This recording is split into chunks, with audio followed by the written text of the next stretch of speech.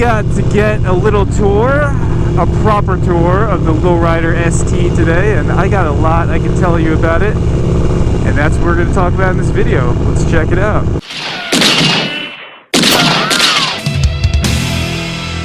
What's going on, YouTube? FXCLS Brooklyn is back in the building. So the situation is, we stopped over at the dealership.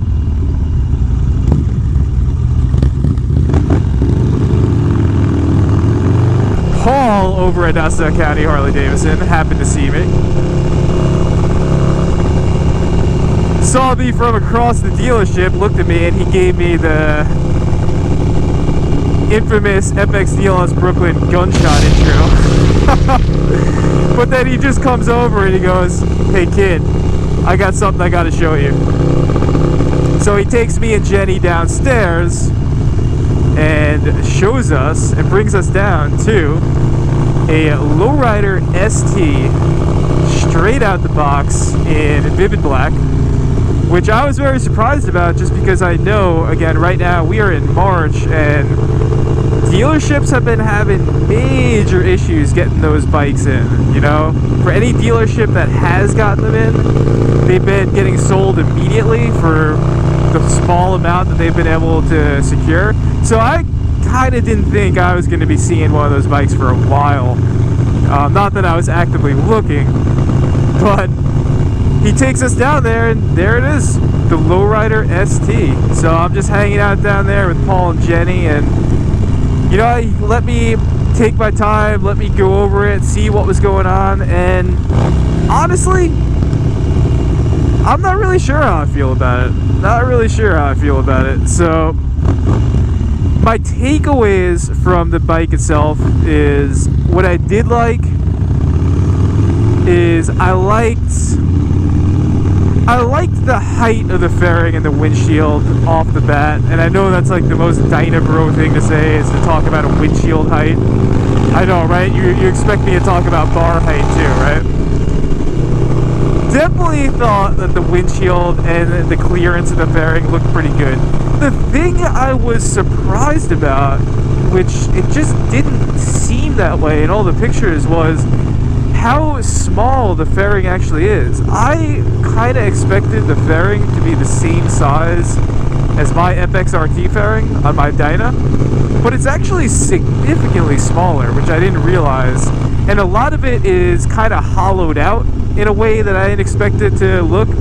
So I was surprised.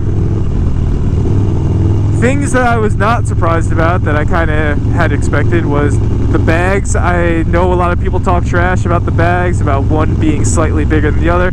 Honestly, the bags are perfect, man. Like, if you buy that bike, just leave the bags, don't touch them, unless you're gonna paint over them. The other thing I liked as I went over it is I actually liked I like the rotors they're using. I like the calipers for the brakes, you know, all that looked great. I thought the signal placement for the front signals was good. One thing, I knew this coming in, but also just seeing it in person is a different story. I really don't like what they did in terms of the gauge and the tack up front. I don't like the fact that they just made it that digital bar, rather than doing what they did on the 2022 Lowrider S, which was making an actual, you know, raised up all-in-one gauge. And, you know, my criticism was, I kind of like the fact that bikes have that classic 2 gauge, one for your speed, one for your RPM. I kind of feel like a missed opportunity for the Lowrider ST was to run that gauge, you know, up on the bars. I think people generally feel the same. But those are all pretty minimal things. Obviously, somebody had already bought this bike, so it's not like they're gonna let me go out and ride the damn thing, nor would I ask. But in terms of the fairing, which is probably the most key component of that bike, it's really hard to say what it's actually going to feel like in comparison to a traditional FXRT build without actually riding it. Because again, it was a lot smaller than what I thought it would be. And honestly, I don't know what that's gonna feel like. I don't know if you're gonna lose out on desired wind deflection that you would get with a traditional RT, or you might pick up some performance in terms of the handling with it being a smaller and probably lighter fairing. But from finally getting to actually see it and go over it in person, my feelings about the bike itself remain unchanged. I think it was a really excellent move in the right direction for Harley-Davidson.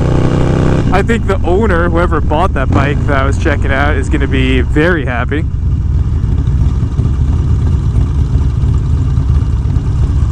And right now, I think like the biggest issue I'm kind of seeing is supply and demand issue. Yeah, that's good.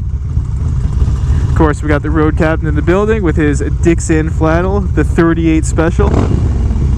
I've said this before in other videos, but he wears a size small now because he paid the iron price this winter, got back to his fitness regimen, dropped about 70 pounds, putting on that muscle, and he's flexing it by wearing these tapered Dixons now. Good for him. But yeah, that's how I feel in general. You know, seeing the bike in person did not make me feel that much different. I still feel that it is a amazing bike offered for a pretty reasonable price. And the biggest issue that I see right now is not so much anything with the bike itself, but it's just with supply and demand issues. Because it actually seems like, as I was talking to Paul, who sold me my first Dyna, my Lowrider S, you know, going on 6 years ago at this point, my bike, the FX DLS, was a super hot bike, was really hard to come by, but it seems like the ST, there's even more of a supply and demand issue than there was for the Lowrider S's back in 2016. So yeah, I hope they correct that. You know, obviously there's a lot of excitement and desire for that bike, so I'm really hoping that they do what they got to do right now to get those bikes in dealerships. Obviously, I would love to ride one properly, meaning somebody give me that bike to do like a 1K in one day or something like that. I'd gladly do it. But overall, it was a cool opportunity to get to see it in person. And if you get the opportunity, I think you'll agree with me. I think they did that bike justice. But as always, stay safe out there. Stay low. Ride Dynas, ride FXRs, ride Softails. Just make sure that you do ride. If you are in the market for the Lowrider ST, it definitely gets my seal of approval, but I can't give it the full seal of approval until I give it a test ride. Obviously, I do have curiosities about how the smaller RT fairing is going to feel. Like I said, could go either way. You might be blown away by performance and handling, or you might be desiring more wind deflection from traditional RT. And on that, FXCLS Brooklyn is out.